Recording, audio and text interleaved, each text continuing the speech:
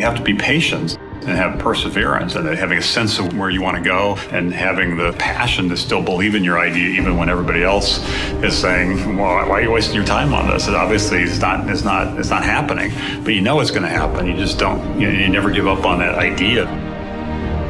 I think what's great about the truly transformative inventions and the entrepreneurial ideas that really end up having a significant impact is they start relatively small and most people don't quite understand even what you're talking about, and they take some time before they get traction, but eventually they break through and the impact's far broader than anybody could have imagined.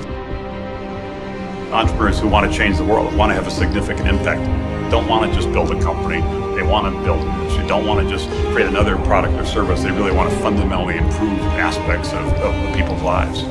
The people who started these great companies, they just think out solutions on their own to problems. You don't do it the way it's been done before. That's in a book. You go out and you try something new because you think that you'll be able to make it work.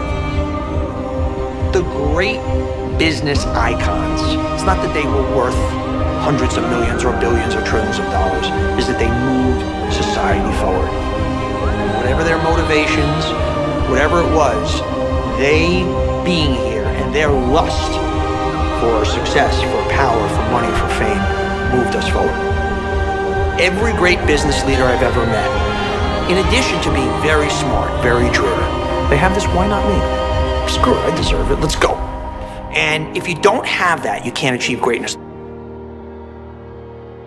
With all the great entrepreneurs, it was a mix of believing in an idea, but they also recognized that they had to do some things to take that idea and make it real. It probably comes early in an entrepreneur's life where you realize you're willing to do things in the business world that other people aren't willing to do. Everybody has got ideas and everybody's got ambitions, but most people aren't willing to cross that line. And I think an entrepreneur that's successful, that's your nature. Wherever there's change, wherever there's uncertainty, there's opportunity. You have to be able to take risks. You can't have greatness in anything without putting it on the line, and otherwise everybody would have it.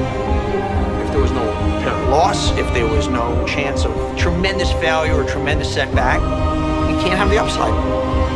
There is no success without risk-taking.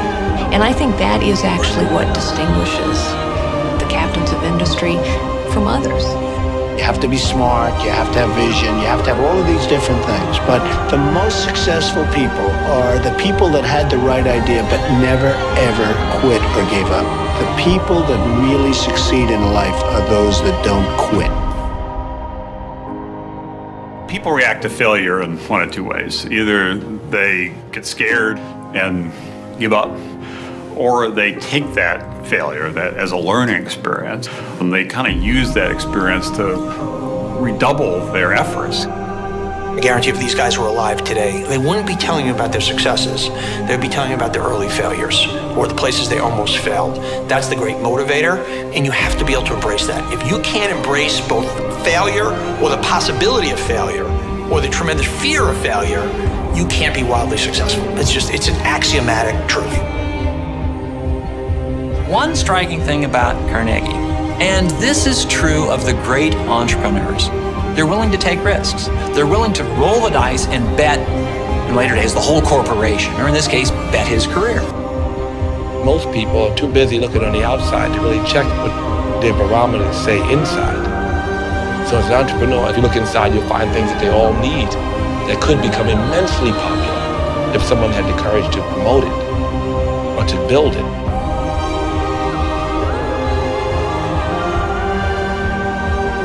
Every business has some uniqueness, either unique talent, unique product, unique capacity, and the trick is to find it and capitalize on it. You're always looking for the next innovation, the next niche, the next product improvement, the next service improvement.